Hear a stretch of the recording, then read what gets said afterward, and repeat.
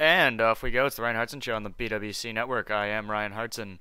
A lot of fun being here on a Saturday, breaking down everything in the NFL with you.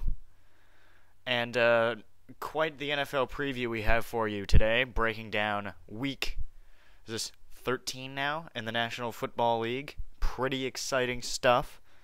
Playoff races starting to come into view, and everybody trying to get into the playoffs and make that run at the Super Bowl, and the storylines revolve around that.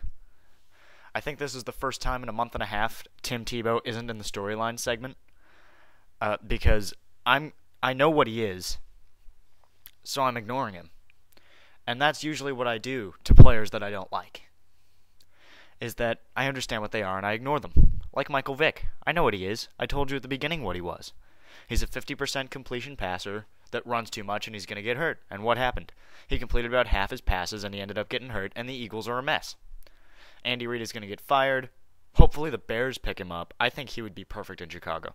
But that's just me, and I've been beating that drum since the season started. So let's start with the actual storylines. And the biggest one, once every 2 or 3 years in the NFL, a team comes around that makes a run at 19-0. You think about last year, really nobody made that run. There was no team that was undefeated, 8-0, 9-0, 10-0. You didn't really have that last year. Previous year, you had two teams, the Colts and the Saints, that made it to 10-0, 11-0. I think the Saints lost around 12-0. The Colts were at 14-0 and then gave up on it for reasons known only to them. And, those teams ended up meeting in the Super Bowl playing for a championship. The Green Bay Packers are that team this year. They're at 11-0, going to New York this weekend. At the end of the day, this season in the NFL revolves solely around the Green Bay Packers. I know we've got Tebow, and we've got Romo and the Cowboys, and we've got the Eagles collapse, and we've got the cute story in San Francisco, and the cute story in Detroit, and the cute story in Buffalo. We know those are out there, but at the end, that's just fluff. That's just fluff. That's not the real story. The real story this year is, can the Green Bay Packers go undefeated? That's it. That's it. That's the only story left in the NFL that really, really matters. Can the Packers go undefeated? I think they can. I think the way they won in Detroit last week, where everything was going wrong, and they found a way to kick it into gear and win the game, that's what championship teams do. We'll play any type of game you want to play. You want to play 13-10, we'll beat you 13-10. You want us to try to score 40 points, we'll score one more point than you will. And that's what the Packers do. That's how they won the Super Bowl last year, and that's how they're playing this year. We'll play whatever type of game you want to play, and we'll go and we'll take care of business. And two keys come down to this. One comes down to the play of Aaron Rodgers. We know he's going to be great. Can he keep it up at a sustainable level through the cold weather months as it was earlier? The answer to that question is no. He'll throw for 5,000 yards, maybe. He'll end up with about 45 touchdowns. That's Aaron Rodgers. That's what he's going to be this year, the MVP of the league. That's what Aaron Rodgers is. Late in the game, is he going to be able to make a big play? He's already choked late in the game once this year. In San Diego, third down play he missed. He choked a lot his first year as a starter. He choked a playoff game away. That he's got, I can really only remember two clutch quarterbacking moments for Aaron Rodgers. And they lost one of those games because the defense let Ben Roethlisberger come back again. So that's really what it comes down to. Is, can Aaron Rodgers win a big game late? Now, I'm comfortable with not knowing the answer to this question because the Packers have been playing with the lead for 2 years. I mean, the Packers have been playing with the lead. They've been out in front since pretty much 2009. I mean, they're just always in the lead. They're always in front, and I'm comfortable with that. I think most fans would be. If your team always played with the lead, that is the epiphany. That is what you want. The epitome of what you want as a football fan is to have your team always in the lead. That's what the Packers have been. The Packers have been that for 2 years. Can they sustain that through the playoffs and into the Super Bowl? To me, I something about this team. I've been saying it all year. I know they're 11-0. I know they got the best quarterback. The defense scares the crap out of me. Scares me.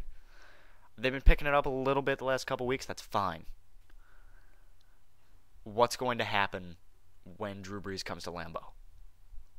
That's the only question left. That's the only drama left in this. Are they going to go 16-0? And what happens when the Saints come and play the NFC Championship game? Because the rest of the teams in the NFC, kind of junk. Right? The Giants don't have a pass rush. They haven't had a pass rush for the last month.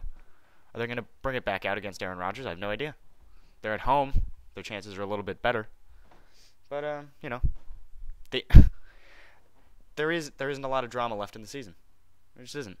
There's not a lot left. It comes down to, can the Packers go undefeated, and what happens when Drew Brees comes to Lambeau? Because the Saints are the only team that can beat them. The Saints are the only team that can beat them, and that game would be in the 30s. Because of the cold, it wouldn't be in the 40s. It would be in the 30s. That's it. That's all that's left. That's the only storyline left. Can the Packers go undefeated? I'm going to say no. I'm still going to say no. I know last week I said I think that, because before I said I don't even think they can do it. I'm not even thinking about it. I don't think they're capable of it. But then you watch them play that game in Detroit, and all right, they've got a legitimate shot. They've got a legitimate shot to win every single game. For the first time, maybe since 2007. Because the Saints and Colts, you're even like they're going to lose eventually. The Colts in 2009 probably would have done it. The Colts in 2009 probably would have done it. Seriously, they probably would have gone 14-2, won the championship. They probably would have gone 16-0 and won. Probably would have lost in the Super Bowl to the Saints. No one was beating the Saints that night. So that's all that's left. That's all the drama that's left. You can talk about the Colts starting Dan Orlovsky. You can talk about, are the Bengals for real against the Steelers? You can talk about, how's Baltimore going to do playing against a bad team in the Cleveland Browns? But it comes down to the Packers, and can they go 16-0? And the toughest game left on their schedule is right now here in New York. That's it. Going to the Giants. That is the only big game left. Because after that, it's the Raiders at home, at the Chiefs, Bears, Lions, both at home. They play the Bears on Christmas Day, and I want to say they play the Lions January 3rd or something like that, whenever the season ends. So there you go. That's all that's left. It's about the Packers. Again, this happens once every 2 or 3 years, where it comes down to there's one team left that matters. Or two teams, when the Saints and Colts did it. 2007, you could talk about Favre and the Packers and their resurgence and all that crap. But at the end of the day, it came down to, is Brady going to do it? Are the Patriots going to go undefeated? That's all that matters. That's the only drama that is left in this league right now. The only drama that's left. Bottom line. We'll move on. We'll break down every game in the NFL in a couple segments, and then we'll pick the games at the end. It's the Ryan Hartson Show on the BWC Network.